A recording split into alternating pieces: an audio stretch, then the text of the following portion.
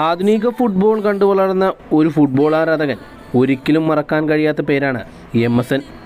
മെസ്സിയും സുവാരസും നെയ്മറുമൊക്കെ ചേർന്ന ബാഴ്സലോണയുടെ മുന്നേറ്റ നിര.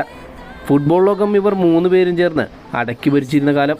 കളത്തിനകത്തും പുറത്തും ഒരേപോലെ സൗഹൃദം കാത്തു സൂക്ഷിച്ച 3 സുഹൃത്തുക്കൾ.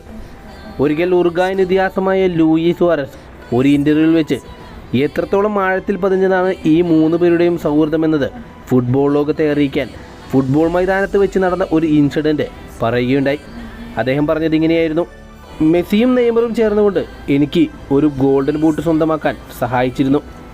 ഒരു മത്സരത്തിൽ ഒരു അറ്റാക്ക് നടക്കുന്ന സമയത്ത് മെസ്സി ആ പന്ത് നെയ്മർ ജൂനിയറിന് പാസ് ചെയ്തിരുന്നു.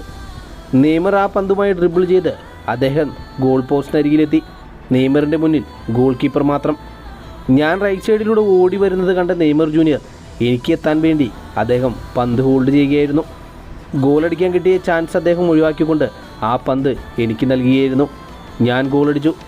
സത്യത്തിൽ ആ സീസണിൽ ക്രിസ്ത്യാനോ റൊണാൾഡോ എന്ന ഇതിഹാസ താരവുമായി ഞാൻ ഗോൾഡൻ ബൂട്ട് മത്സരത്തിലായിരുന്നു. റൊണാൾഡോയെ പരാജയപ്പെടുത്തിക്കൊണ്ട് എനിക്ക് ഗോൾഡൻ ബൂട്ട് നേടിത്തരാൻ വേണ്ടി കളിച്ച പോലെയായിരുന്നു എനിക്ക് അന്നത്തെ നെയ്മറേയും മെസ്സിയെയും കണ്ടപ്പോൾ തോന്നിയത്.